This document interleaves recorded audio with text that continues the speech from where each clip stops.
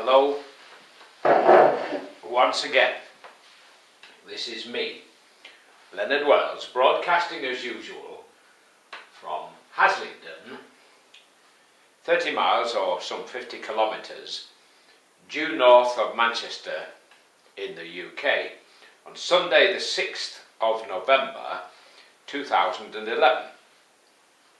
This is part 44 and the last in my series, the United States of Europe. And so far we've done all of the 27 countries which currently comprise the EU, and we've gone through now a hodgepodge of countries which haven't yet joined but will do one day.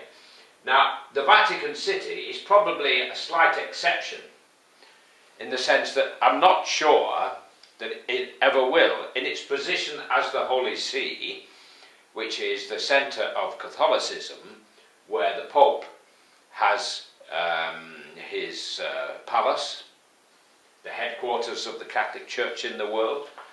It's most unlikely, I think, that they will ever join the EU. Not totally sure, but I doubt it. It uses the euro because it's within Italy. It would be awkward if it didn't. And it's definitely not in NATO because it only has a few of those soldiers with the plumed helmets. That's where the Pope resides. It's had an incredible history throughout the history of Europe. For many years in the Middle Ages and more, it was involved in the politics. It was the encourager of the Crusades to win back the Holy Land from the Muslims. During the war, of course, Italy was occupied, but the Vatican City wasn't. It is the smallest independent state in the world, with only something like less than half a square kilometre and roughly 500 people in the population. Official language is Latin, by the way, although most people speak Italian. Of course, the religion is Christianity. It exports postage stamps, beg your pardon, got knocked my teeth in properly, and tourist souvenirs.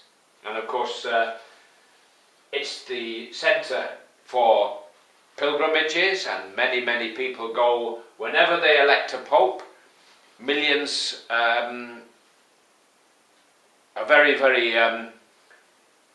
keen to go and watch, or to watch it on television, and millions throughout the world are thrilled and enthralled by the election of a new pope.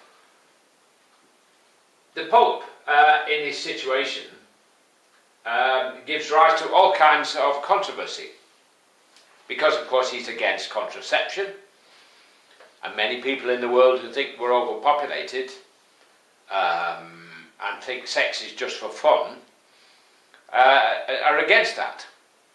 Well, they would be, wouldn't they? And then he's also against abortion, and many people don't like that either. Well, there's a simple answer to abortion. If you don't want to have a child, don't do it. It's as simple as that. Second best is contraception. So, but think about it. Anyway, I'm not going to go on to those controversial subjects, but that's the end, for the moment, of my series, The United States of Europe. I could have included Russia, because part of Russia is in Europe. It's going to be a long time before Russia ever joins, but one day, when it sees how powerful Europe can become, and believe me, we will become powerful.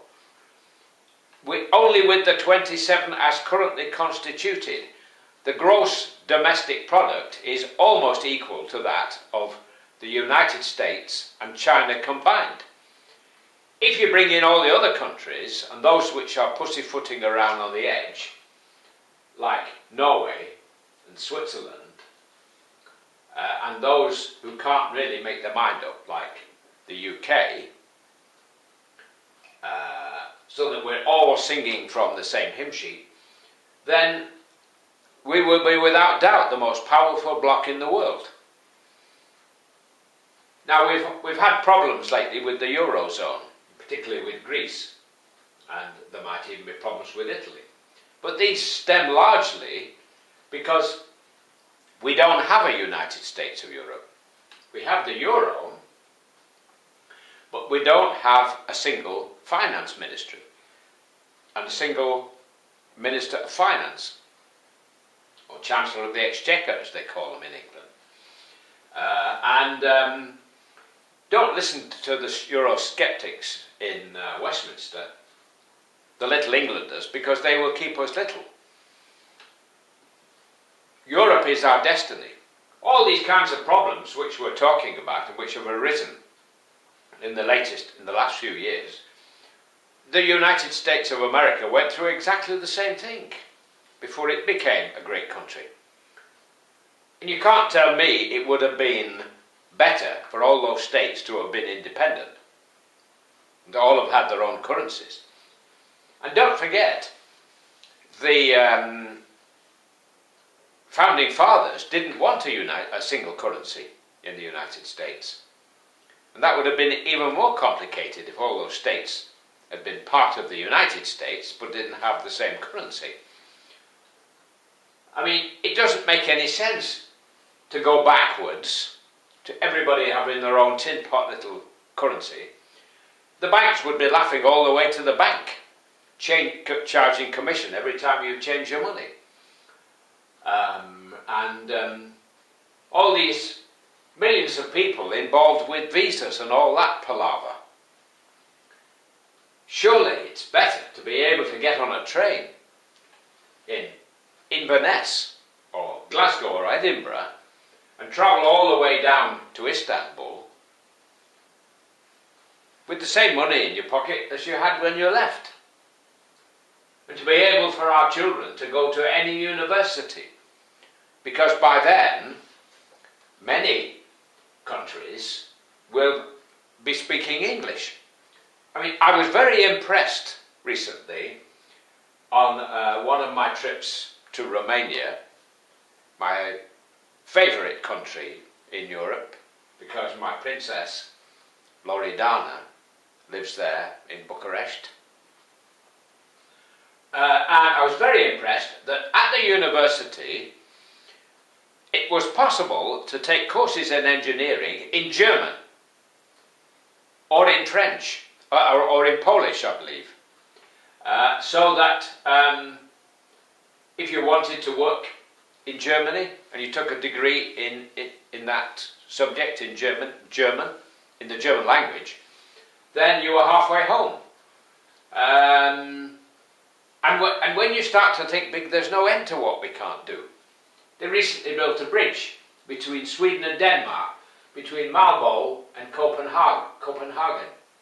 The Øresund Bridge, part bridge, part tunnel.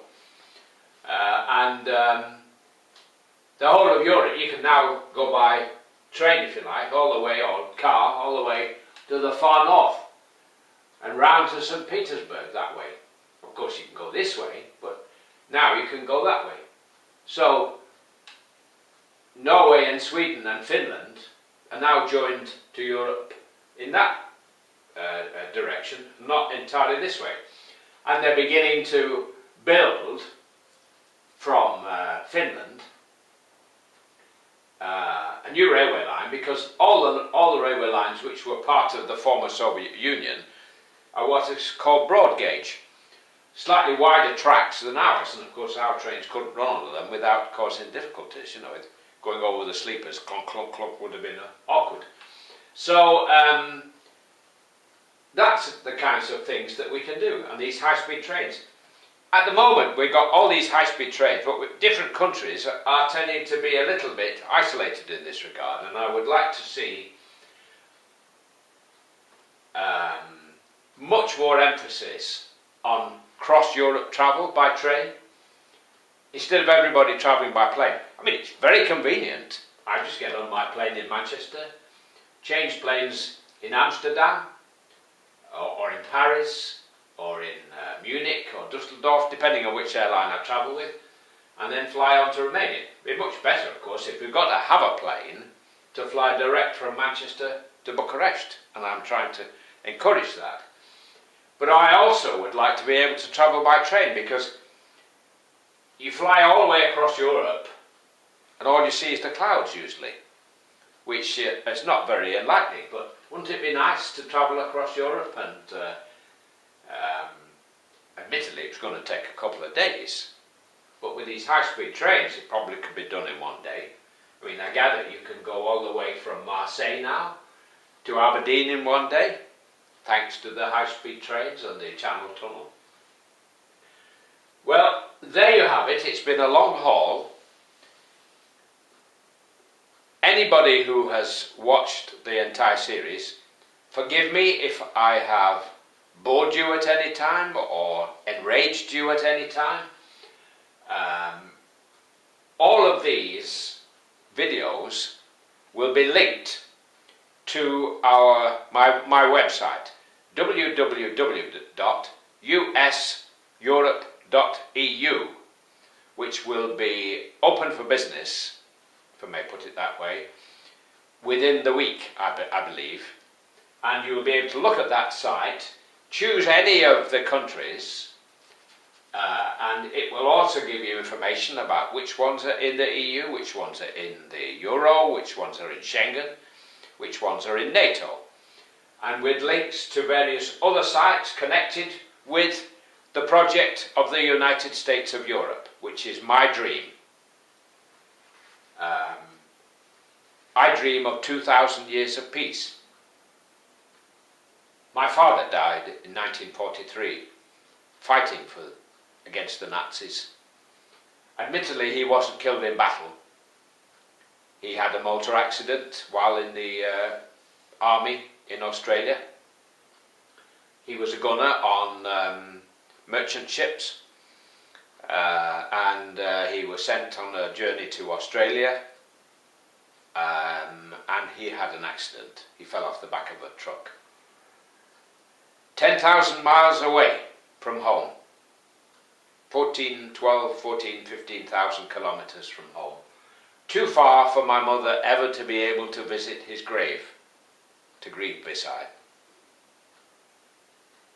And I think you can understand why I dream of 2,000 years of peace. God bless, while it's still legal in the UK to say God bless. Bye for now.